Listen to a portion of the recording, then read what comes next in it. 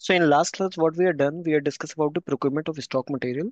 इसमें हमने सबसे पहले क्या करा था? Firstly we had created the request for quotation. पहले आरएफक्यू मैंने दो वेंडर के पास भेजी थी।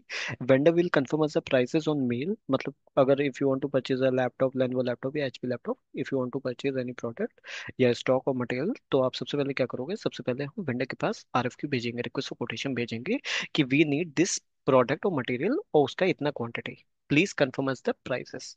तो वेंडर क्या करेगा? They will confirm us the prices on mail, so we have to maintain the prices, maintain quotation. तो वेंडर क्या करेगा? They will confirm us the prices on mail, वो मेल पे कंफर्म करेंगे कि ये जो मटेरियल है ये, मतलब जब भी हम रिक्वेस्ट भेजते हैं किसी भी वेंडर के पास, तो हर वेंडर के अगेंस्ट में एक आरएफक्यू नंबर जनरेट होता है। ये दो आरएफक्यू नंबर थे जो हमने जब लास्ट टाइम क्रिएट करा था, तो दो आरएफक्यू नंबर जनरेट थे, दो अलग अलग वेंडर के थे। इसके अगेंस्ट में हमने क्या करा? मेंटेन कोटेशन में प्राइसेस अपडेट कर दिए जब वेंडर ने मेरे को कंफर्म करा। और इसी कोटेशन के बेसिस पे हमने प्राइस कंपेरिजन कर लिया, जिसका डिकोड क्या होता है? ME49। ME49 में हमने प्राइस कंपेरिजन कर लिया। जो भी वेंडर सबसे कम प्राइस में देगा, what we have to do, we have to create the purchase order. तो जो भी वेंडर मेरे को सबसे कम प्राइस में देगा, हमको परचेज ऑर्डर देना था। तो for that we had used the decode as ME21 and पहले हमने परचेज ऑर्डर दिया, फिर उसके बाद हमने we had receive the goods, goods को रिसीव करा, जिसका डिकोड क्या होगा? MIGU। तो हम मैंने यहाँ तक ही करवा दिया था लास्ट क्लास में, ME49। अब जो भी वेंडर मेरे को सबसे कम प्राइस में देगा, firstly what we have to do, we have to do the vendor selection. या मैं दोबारा एक बार बता देता हूँ। Firstly we are going to create two vendor, दो नए वेंडर क्रिएट कर लेते हैं। तो you already know for the creation of vendor we have to use the decode as XK01। XK01 is the decode for the creation of vendor. तो यहाँ पे XK01 enter.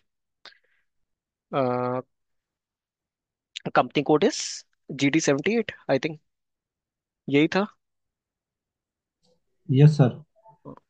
Purchase organisation same है, GD78, और account group is GD78। Enter. Title company, vendor का name, तो vendor का name कुछ भी डिफाइन कर सकते हैं हमने। PO11 पीवीटी लिमिटेड करके कर देते हैं। ठीक है, पीओ मतलब परचेज ऑर्डर के बेसिस पे बना हुआ है, इसलिए PO11 पीवीटी लिमिटेड। आप किसी भी वेंडर का नेम डिफाइन कर सकते हो। Define city as Lucknow, country will be IN, and for India, region for UP it is 24। तो हमने यहाँ पे कंपनी सेलेक्ट करी, यहाँ पे वेंडर का नेम डिफाइन करा, city as Lucknow, country as IN, region as 24। इतना फिल करने के बाद मेरे को 4 टाइम एंटर प्रेस करना है। तो 1 2 3 4, 4 टाइम एंटर प्रेस करेंगे तो it is asking for the reconciliation account. तो in reconciliation account we have to define it as sundry creator.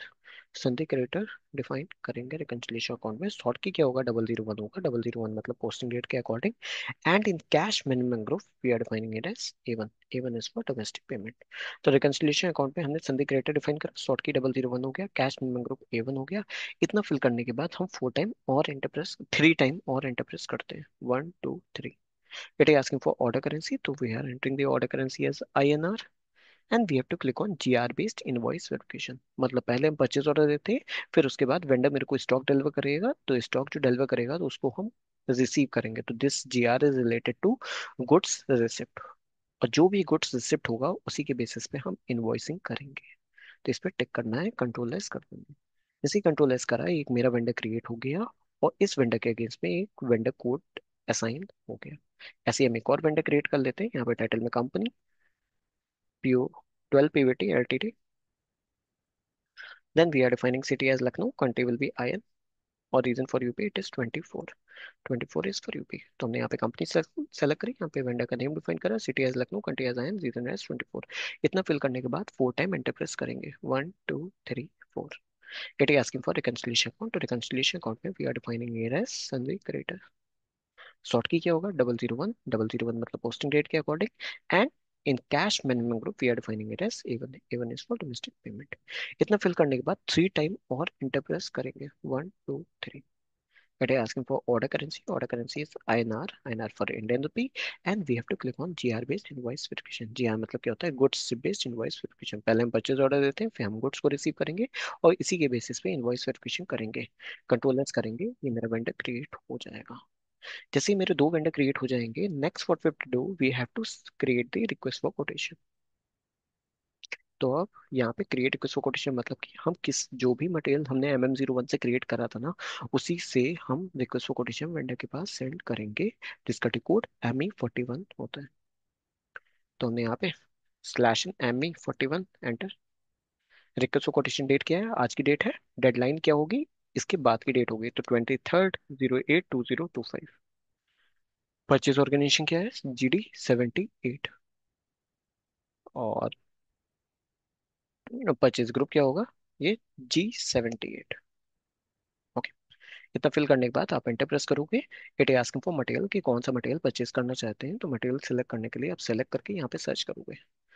Search करेंगे तो यहाँ पे फील्ड आएगी material by material type. Suppose अगर आपकी कोई और फील्ड आ रही है तो आप क्या करोगे, ये लास्ट वाला जो आइकन आ रहा है आप इस पे सेलेक्ट करोगे, पूरी लिस्ट आ जाएगी। तो आप किसके भी यहाँ पे सर्च करना चाहते हो, तो हम यहाँ पे material by material type search करेंगे। And in material type we have to define here as our own company code, that is GD78। अगर डायरेक्टली ब्लैंक करके आपने एंटर करा तो सिस्टम में जितने भी, इस सर्वर में जितने भी मटेरियल क्रिएट होंगे वो सब मेरे को शो करेंगे। तो हम यहाँ पे मटेरियल कोई भी ले लेते हैं, और रिसेंटली जो बताया बनाया होगा वो नंबर के बेसिस पे देख लेते हैं। ये 668 करके आ रहा है, ये मटेरियल सेलेक्ट कर लेते हैं। तो firstly we had selected in material, then we have to enter the quantity. We enter in quantity as 15, 15 या 10 कुछ भी ले सकते हैं, जितनी भी क्वांटिटी एंटर करना चाहे। Plant is GD78। It asking for storage location है GD78। तो पहले हमने मटेरियल सेलेक्ट करा, क्वांटिटी मेंशन कर दी, plant as GD78, storage location GD78। Enter press करेंगे। जैसे एंटर प्रेस करेंगे it asking for delivery date. तो डिलीवरी डेट क्या होगी, जो भी मेरे कोटेशन की डेडलाइन डेट है ना, 23rd 08 2025, इसके बाद की डिलीवरी डेट होनी चाहिए। यहाँ पर लिख के भी आ रहा है, please enter the delivery date later than the deadline for submission of bid. तो जो डेडलाइन है उसके बाद की डिलीवरी डेट होनी चाहिए। तो मैं यहाँ पे 24/08/2025 एंटर प्रेस करेंगे। एंटर। जैसे एंटर प्रेस करेंगे ये मेरे पास स्क्रीन आएगी। नाउ विद दिस आइकन, ये जो व्हाइट कलर का आइकन आ रहा है ना, वेंडर एड्रेस के लिए होता है। हम इससे हम वेंडर के पास, दो वेंडर के पास रिक्वेस्ट सेंड करेंगे। तो इस पर सर्च करेंगे, सेलेक्ट करेंगे, तो it is asking for the vendor. तो जो हमने वेंडर दो क्रिएट करे हुए हैं उन दो वेंडर को यहाँ पे सेलेक्ट करेंगे। तो यहाँ पे PO11 वाला था, वेंडर सेलेक्ट करा। आपको बाकी डिटेल नहीं फिल करनी है, डायरेक्टली आप एंटर प्रेस करोगे ऑटोमेटिक डिटेल आ जाएगी। अगर आपकी डिटेल यहाँ पे नहीं आ रही है और यहाँ पे अगर एरर आ रहा है, मतलब वेंडर आपका जो बना हुआ है वो F के 01 से बना है, X के 01 से नहीं बना हुआ है। मतलब वो जो आपने थर्ड फील्ड जो होती है ना, परचेजिंग डेटा, जिसमें ऑर्डर करेंसी आए ना, GR बेस इनवॉइस वेरिफिकेशन पे टिक करते हैं, वो आपने नहीं करा हुआ है, वाला वेंडर नहीं इसमें यूज होगा। X के 01 वाला वेंडर यूज होगा। तो जैसे ही अगर आपका वेंडर सही बना होगा तो ऑटोमेटिक डिटेल यहाँ पे आ जाएगी। बस इसको सेव करेंगे और यस कर देंगे। जैसे ही यस करेंगे ये RFQ नंबर जनरेट हो गया है, इस नंबर को आपको नोट डाउन करना है। तो हमने इसको सेलेक्ट करके कॉपी करा और यहाँ पे पेस्ट कर दिया। ये पहला रिक्वेस्ट फॉर कोटेशन था। ऐसे ही हम दूसरा वेंडर भी सेलेक्ट करेंगे, तो फिर सेलेक्ट करके search, enter. Company code is PO12 Pvt limited, ये मैंने वेंडर सेलेक्ट करा। एंटर प्रेस करेंगे, ऑटोमेटिक डिटेल आ जाएगी। बस सेव करेंगे, यस कर देंगे। जैसे ही यस करेंगे तो एक और रिक्वेस्ट फॉर कोटेशन जनरेट हो जाएगा, जिसमें हमने दूसरे वेंडर के पास रिक्वेस्ट भेज दिया। दोनों रिक्वेस्ट फॉर कोटेशन को हमने यहाँ पे नोट डाउन कर लिया। तो हमने यहाँ पे दो वेंडर के पास रिक्वेस्ट सेंड कर दी। अब दोनों वेंडर क्या करेंगे, they will confirm us the prices on mail. अगर आप उनके पास स्टॉक अवेलेबल होगा तो वो मेरे को प्राइसेस कंफर्म करेंगे मेल पे। तो जो भी प्राइसेस कंफर्म करेंगे we have to maintain the prices in maintain quotation. तो मेंटेन कोटेशन में we have to maintain the prices. तो for this we have to use the code as ME47। तो ME47 से हम प्राइसेस अपलोड करेंगे। तो मैं यहाँ पे /ME47 एंटर करेंगे। ये कौन सा आ रहा है, 362 आ रहा है। तो पहला मेरा कौन सा रिक्वेस्ट फॉर कोटेशन था, 361। तो पहले हम 361 का मेंटेन कर लेते हैं, फिर 362 का मेंटेन कर लेते हैं। तो firstly we had enter the request for quotation as 361।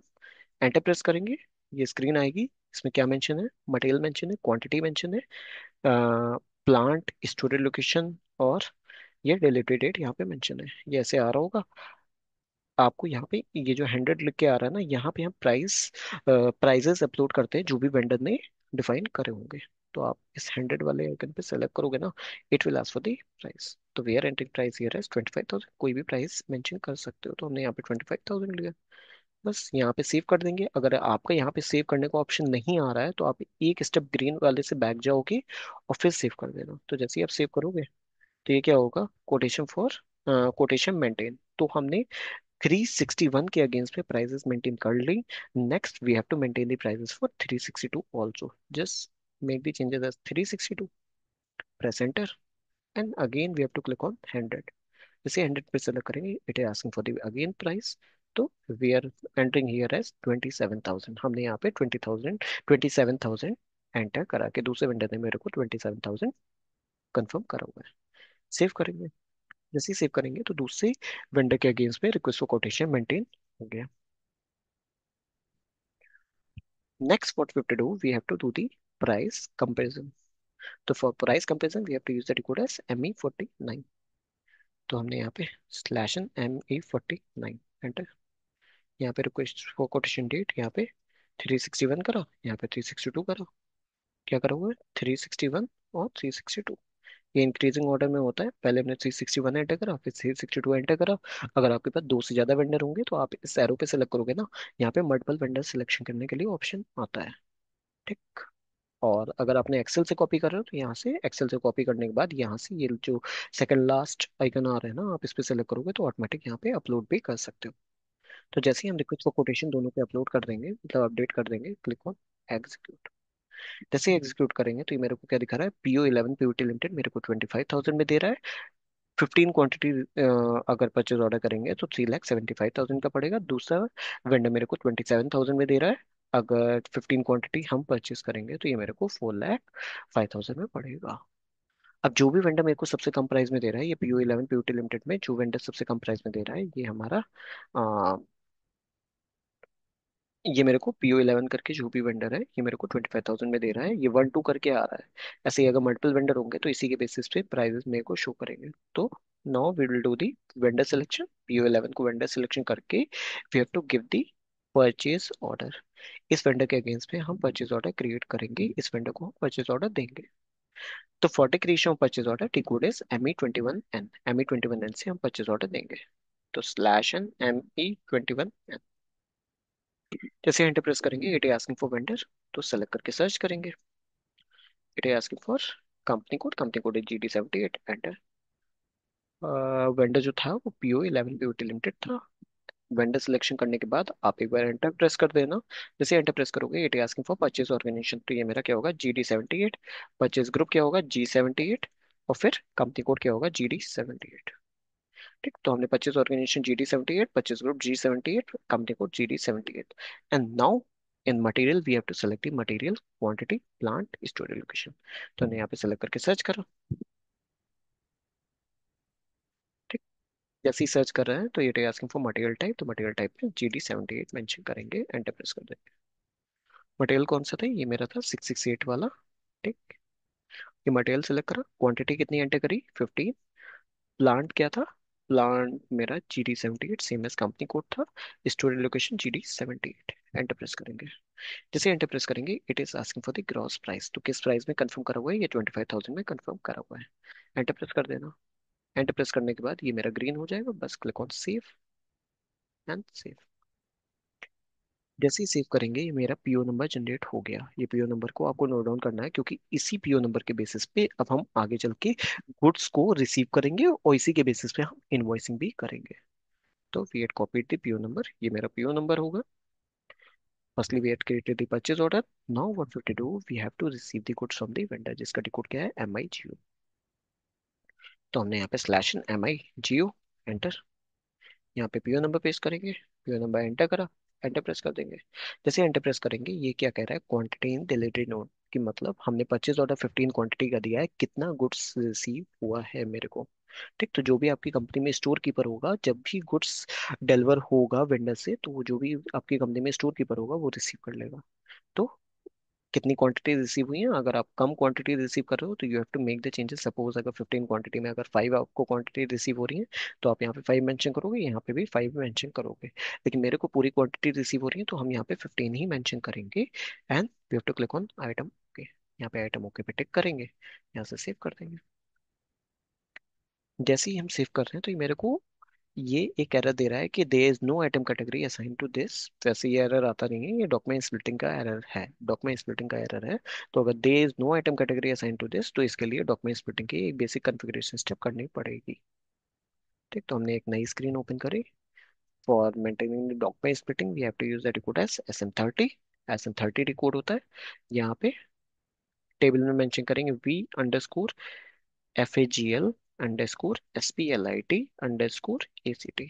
तो हमने क्या करा है यहाँ पे टेबल में जाके V_FAGL_SPLIT_ACT करके हम डॉक्यूमेंट स्प्लिट को इनएक्टिव कर देंगे। ठीक, तो ये हमने किसी ने मैंडेटरी करा होगा। तो firstly we have to make the document splitting as inactive right now to our company को। तो हमने यहाँ पे टेबल में V_FAGL_SPLIT_ACT click on maintain.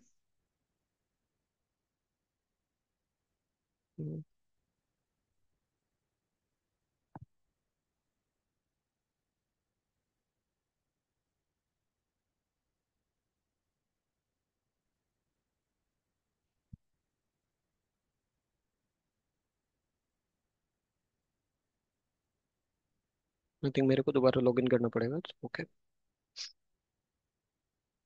Okay, one second.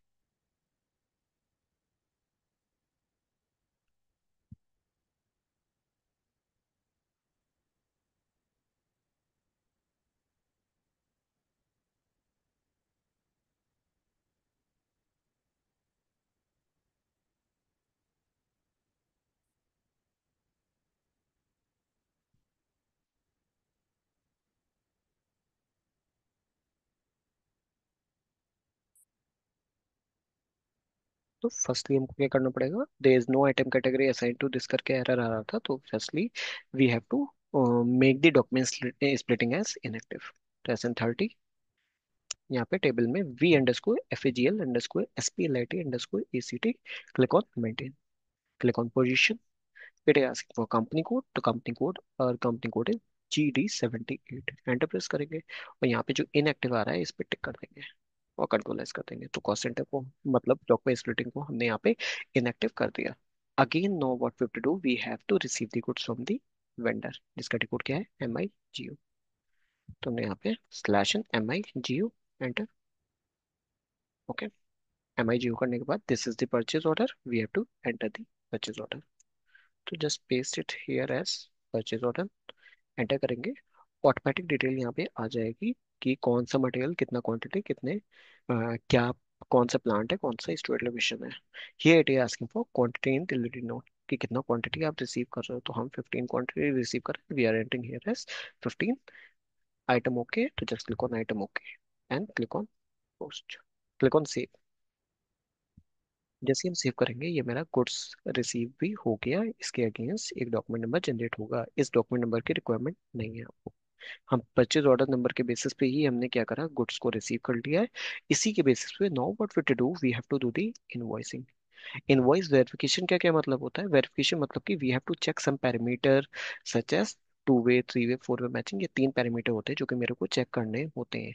ये 2 वे मैचिंग क्या होती है, पहली बात तो ये है कि जब भी हमने परचेज ऑर्डर दिया था तो उसमें मटेरियल क्वांटिटी मेंशन थी, कौन सा मटेरियल है, कितना क्वांटिटी मेंशन है और किस प्राइस पे था। राइट, तो जो भी मैंने परचेज ऑर्डर जब क्रिएट करा हुआ था उसकी डिटेल पहली बात तो इनवॉइस से मैच करनी चाहिए। मतलब पहले हमने वेंडर को परचेज ऑर्डर दिया, फिर हमने गुड्स रिसिव करा, गुड्स रिसिव यहाँ पे आ रहा है और साथ में हमको इनवॉइस भी मिला होगा। तो price and quantity of invoice, price and quantity of invoice, invoice में जो प्राइस एंड क्वांटिटी है वो मैच करनी चाहिए परचेज ऑर्डर से। This is related to 2 way matching. तो price and quantity of invoice should match with purchase order, this is related to 2 way matching. Price and quantity of invoice should match with purchase order along with GRI report। GRI मतलब कि goods receipt invoice receipt report। तो this is related to 3 way matching. और जब हम quality की बात करेंगे कि जो भी हम प्रोडक्ट परचेज करें वो क्वालिटी वाइज कैसा है, वेदर इट इज करेक्ट और नॉट, मतलब एक्यूरेट है कि नहीं है। तो जब हम क्वालिटी की बात करेंगे that will consider 4 way matching. तो 2 वे matching means price and quantity of invoice should match with purchase order. This is related to 2 way matching. Price and quantity of invoice should match with purchase order along with GRI report. This is related to 3 way matching. और जब quality report की बात होगी तो ये मेरे 4 way matching होगी। जब सभी पैरामीटर ओके होंगे then only we have to do the invoicing.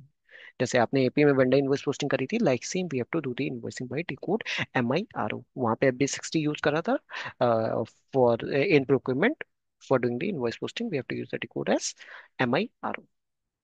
This is for PO based invoice, purchase order based invoice के लिए। तो /MIRO enter. It is asking for invoice date, we are entering today's date only। 22082025। It is asking for PO number. PO number क्या करेंगे, यहाँ पे paste करेंगे, तो हमने इसको कॉपी करके यहाँ पे पेस्ट कर दिया। ठीक, जैसे ही पेस्ट करेंगे एंटर प्रेस करेंगे। जैसे एंटर प्रेस करेंगे यहाँ पे अमाउंट मेरे को रिफ्लेक्ट करने लगेगा, 3,75,000 मेंशन कर रहा है। तो 3,75,000 क्यों मेंशन कर रहा है, क्योंकि हमने जो स्टैंडर्ड प्राइस दिया था वो 25,000 दिया था, मल्टीप्लाई बाई 15 क्वांटिटी, तो मेरा 3,75,000 आएगा। तो जो भी यहाँ पे अमाउंट आ रहा है, हमने यहाँ पे अमाउंट ब्लैंक अभी करा है, सिर्फ हमने यहाँ पे डेट मेंशन करी, यहाँ पे पीओ नंबर एंटर करा, पेस्ट करके एंटर जैसे ही करा, यहाँ पे अमाउंट रिफ्लेक्ट कर रहा है। जो भी अमाउंट रिफ्लेक्ट कर रहा है, the same amount we have to enter here. Invoicing वही सेम अमाउंट की करेंगे, तो 3,75,000 एंटर प्रेस करेंगे, यहाँ पे बैलेंस मेरा जीरो हो जाएगा, ये मेरा ग्रीन में हो जाएगा। पहले ये रेड में था, अब ये ग्रीन में हो गया। And second thing, it is asking for specify payment period base line date. तो यहाँ पे बेस लाइन डेट मांग रहा है, तो we have to enter today's date only. तो 22/2/2025, यहाँ पे डेट मेंशन करेंगे, एंटर प्रेस करेंगे और कंट्रोल एस कर देंगे। जैसे ही कंट्रोल एस करेंगे, ये अभी कभी एरर आ रहा है, ये टैक्स एलिमेंट है, आप सीधे एंटर कर दो, येलो एरर है, कोई इशू नहीं है। तो जैसे ही हम करेंगे तो ये डॉक्यूमेंट नंबर क्रिएटेड हो गया, मतलब हमने इनवॉइसिंग भी कर ली। After doing the invoice posting, next what we do, we have to display the balance of vendor। अब वेंडर के बैलेंस में, मतलब वेंडर के अकाउंट में बैलेंस रिफ्लेक्ट करने लगा होगा कि we have to make the payment of ₹3,75,000। Okay, तो firstly we have to display the balance by FBL1N। तो हमने यहाँ पे slash in FBL1N enter, select the vendor account। The vendor account is PO11 PVT Limited। तो just select this vendor and click on execute।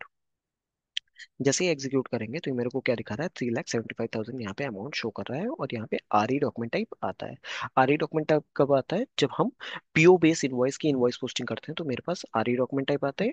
जब non PO base करते हैं, जब AP में करते हैं इनवॉइस पोस्टिंग FB60 से, तो वहाँ पे के आर डॉक्यूमेंट टाइप आता है।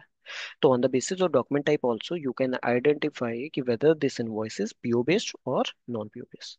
तो यहाँ पे आर ई डॉक्यूमेंट टाइप आ रहा है, यहाँ पे अमाउंट मेरे को, मतलब ये मेरे को रेड में शो कर रहा है, रेड मतलब ओपन है।